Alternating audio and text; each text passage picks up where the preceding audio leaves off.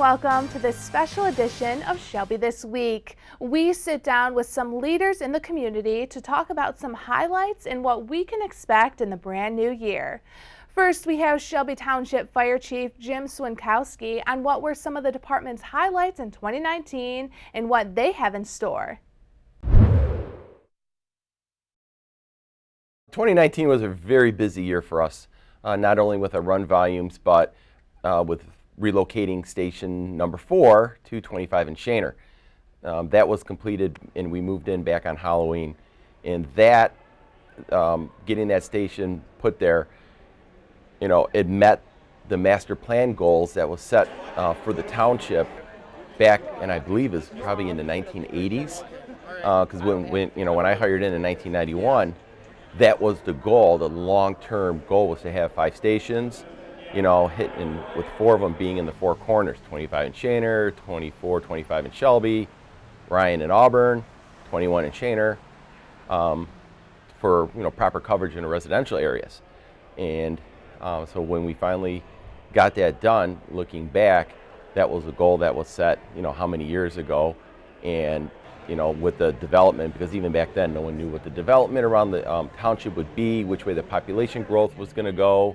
And so that's why Station 4 was built where it was. They didn't know if it was going south or north, so they put it in the middle to ensure resources. And lo and behold, everything worked out. So looking back at some of the other things, our rescue task force for active assailant situations and things like that, we've continued and really moved forward with a lot of training with our members and along with the police department's members to be prepared for those types of situations. And so as we train with them, and we have a set number of personnel, which is 15, that train with the police department to be ready, understanding their movements and cadences, and as well as being able to know each other, because the more comfortable you are with somebody, the better you work together.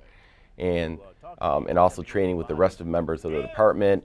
They take on that training and then pass it down to everyone else. So that was another big accomplishment, something that we've been continuing to work with. So that, and then it's just been a busy year. 2020, one of our big goals, and it's something from 2019 that we were pushing off to 2020, is developing a better training ground for our firefighters over at our Station 1 off of 23 Mile between Mount and Van Dyke. Because training is difficult in close environments, close spaces, smoky situations, and it's something over the years that we like everyone, we simulate it.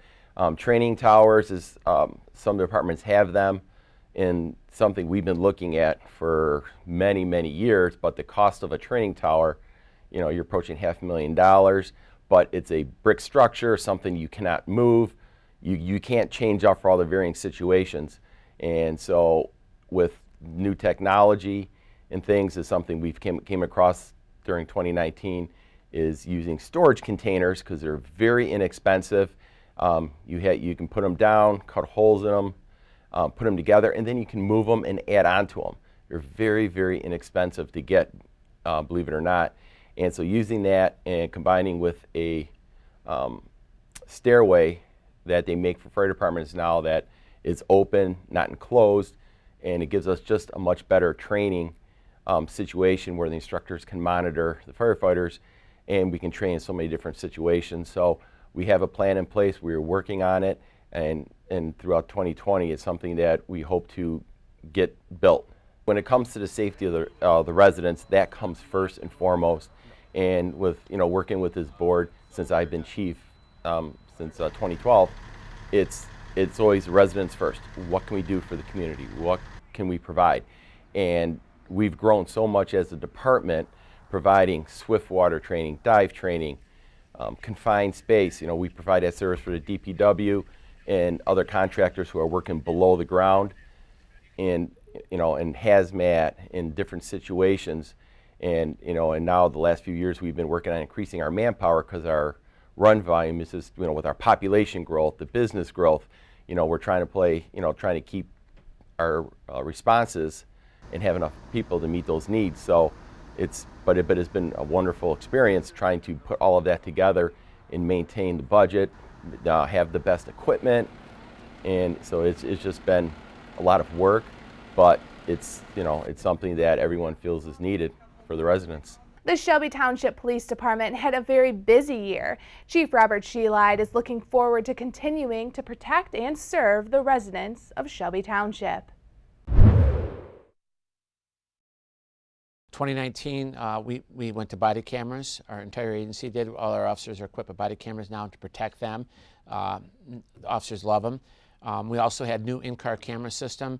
The old system was about 9-10 years old, and it was like literally falling apart on us. So the body cameras and the in-car camera system are compatible with each other. So when you put one on, the other one automatically activates. So right now everyone's very happy with the new system. We also purchased new handguns, on-duty weapons, and then backup weapons for our officers. We're the only police department in Macomb County that has backup weapons issued to their officers. We're trying to set the standard for law enforcement, and I believe we are. We also hired some new police officers. We graduated our first group of cadets from the police academy that are now police officers, something we're very excited about. We also bought a bunch of new equipment. We bought a throwbot, a Faro machine, a TrueNarc machine. These are all important pieces of technology that our police department is using now. Well, we're growing. When I took over in 2015, I was the 60th officer on the department.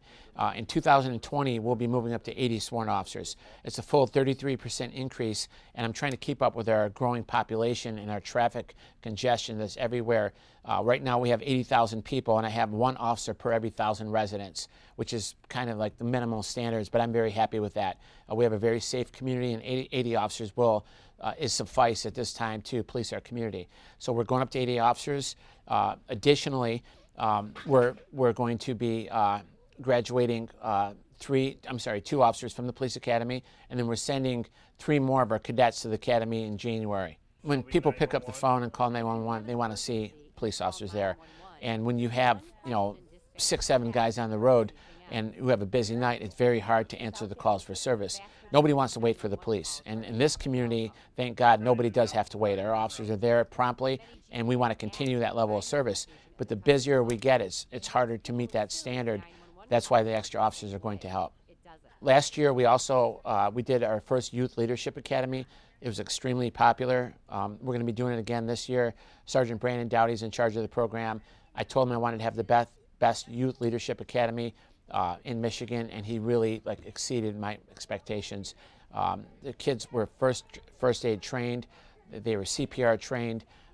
They all went through a crime scene together where they worked on it for several days, and they marched them around and were doing PT and everything like that. And it was just, the parents were very, very happy with us. So we're going to be doing that again in 2020. Our goal is to do that every year, once a year in the summertime. We're incoming 6th and 7th graders. Last year we had turn away about 25 kids. I'm expecting we're going to be turning away more kids, next year. County Executive Mark Hackle highlights some of the accomplishments in Macomb County, along with what the new year will bring. If you look at the county as a whole, we're very fortunate. I mean, we're on the uptick on many different areas, whether it's median household income, household value. We're looking at what's going on with the educational attainment levels. They're up higher than they've ever been before. It's really a good time to be in Macomb County, so we're fortunate. Even the investments we're seeing in Macomb County. And then if you take a look at some of the things that are going on that we can have an impact on, like our environment and even criminal justice reform, we're seeing a lot of good things happening there too. I'll use a prime example. When we talk about the environment, probably our 2 natural resources that we really tout and are very proud of is Lake St. Clair. Probably the greatest, if you will, in the summer months, probably the busiest freshwater lake than any other in the entire country. And that 31.5 miles of coastline we have on that lake really is a tremendous asset to us. And so what we're trying to do is figure out how do we make it cleaner and more accessible for people. Well, if you think about what really adds value to Lake St. Clair is the Clinton River. It drains right into it. And we've had for years a challenge with that. In the past, it was an area of concern designated by the federal government, and we had to try to figure out how do we clean it? How do we make it better? How do we make it accessible? And how do we make it so that people can navigate through it? So today, what an incredible environmental turnaround we have seen with all of our partners being a part of figuring out how do we make that lake cleaner, or the river itself, and we've done that. It is cleaner than it's ever been before. In fact, you're starting to see fish in and around that river now, which there was no fish back in the mid-1970s. Now we're seeing that. There were hundreds of log jams, and when I say log jams, I mean log jams that were filled with debris that were massive. And so with that being said, the question was, can we clear those up? And with a lot of help from many different people and organizations, we were able to do that. And now every one of those log jams have been cleared out so people can navigate from Yates Cider Mill, in the northern part of Shelby Township by Utica there, all the way out to Lake St. Clair and not have to port their vessel. They don't have to get out of their canoe or their kayak.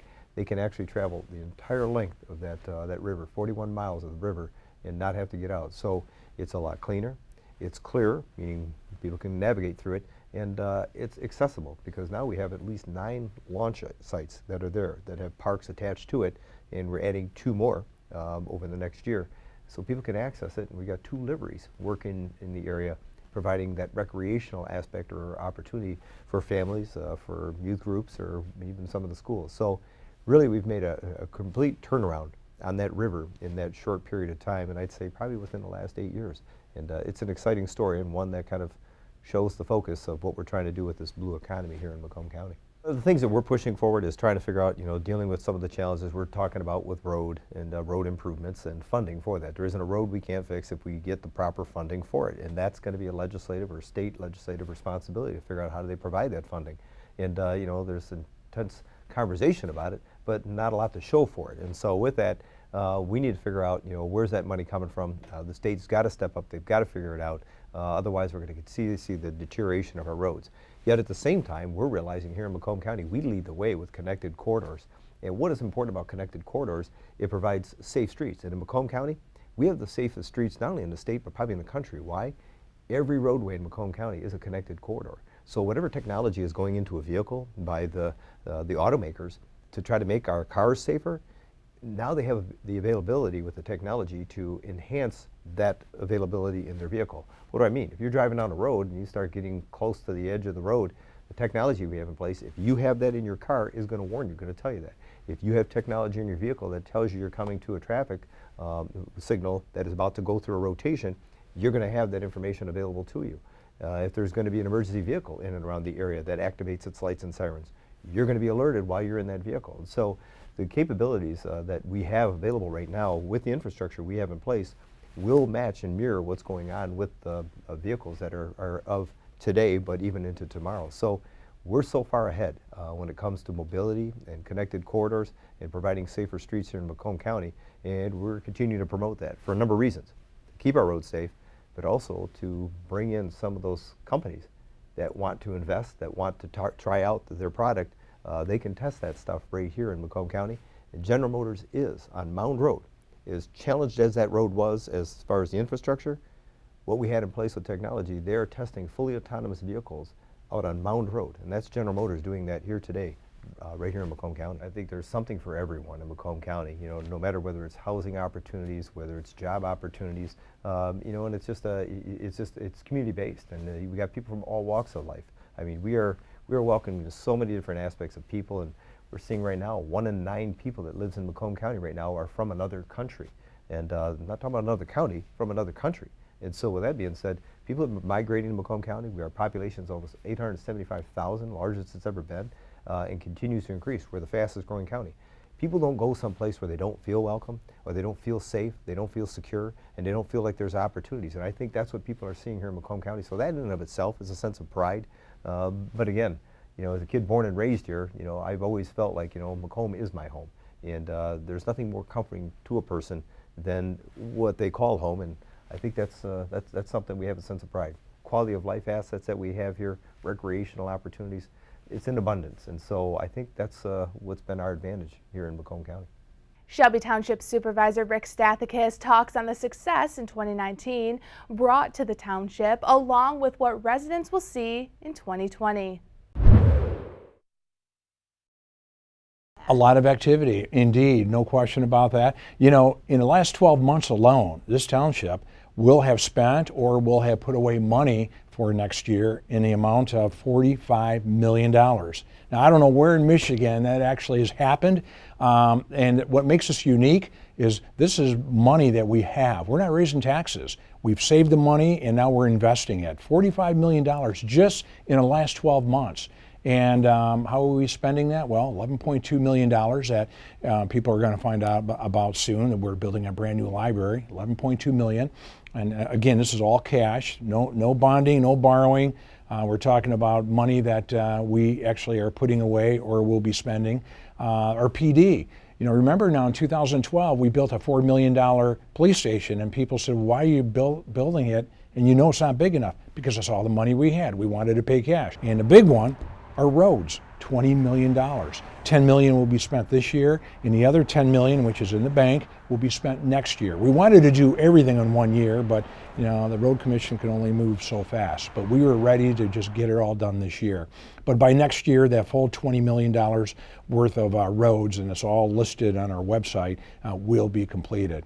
So if you add up all the numbers, it's about $45 million. And again, it's just in 1 year, in the last 12 months. If you go back to 2008, you're talking over $100 million. So we're pretty happy about that. But I'll tell you what we're really kind of excites us is that we've had about 145 new businesses come into Shelby Township just in the last 12 months. So that says a lot about controlled growth. And we're getting this investment of money from businesses, from residents, but we are also controlling costs. That's one thing we've done pretty well. I'm talking about our board of trustees. We've watched it. In fact, if you look at our fully loaded labor costs, and that's including benefits and wages and what have you, it is right about the same as it was in 2008. And I don't know where in Michigan you can find that. We've actually are doing more service for our consumers with fewer employees. So when you add it all up, I guess you can say that yes, we have great department heads, we have wonderful employees, and we got a board of trustees that does this job, which is supporting our department heads so they can support our performers, which are our employees, over 300 of them, so they can deliver the services to the residents. That's what we're in business for. We deliver services, and it is up to us to make sure that the service level meets or exceeds what the residents expect, and that's what we're doing. The residents of Shelby Township have a lot to be proud of. I mean, I think, we've come a long way in the last 10 years. We've got a police department now that's going to have 80 sworn officers. We've never had 80, but, when you look at the population of more than 80,000, that's quite a bit. So we've got the best police department, we've got the best fire department, we've got the best equipment money can buy for both of them. We've got employees who are doing an outstanding job, making sure that they do what they need to do to meet or exceed the expectation of our residents. And I hope that they can look at our 1,100 acres of parks we have and look at the public safety, which is second to none, and also just look at the quality of life that we've expanded in the last 10 years. I think when you package that together, I'm quite confident that people can be proud of that. And the best thing about that is we're getting better. And we're not bonding, we're not borrowing, we're paying things in cash, and we're doing nothing but making sure that our financial position gets stronger, not weaker. Well, the number one priority for Shelby Township is to redevelop the existing land where the court, library, and community center was, or is, in the case of library and community center, here on Van Dyke and between 23 and 24 Mile Road. The question is, what are we going to do with that property? What are we going to do with the building? We're going to knock it down? We're going to put something up? We have an advisory committee, actually, that we set up, our board of trustees, and heading that committee is Mrs. Lisa Casali. And she's got a couple other committee members, Joe Youngblood, who's the head of Parks and Rec, and Mr. Brad Bates, who's the director of the community relations team. So those three are going to figure out how best to reutilize that property, or what's the best way to redevelop it. So we're going to have some answers, hopefully in the first quarter of next year, so that'll be a lot of fun.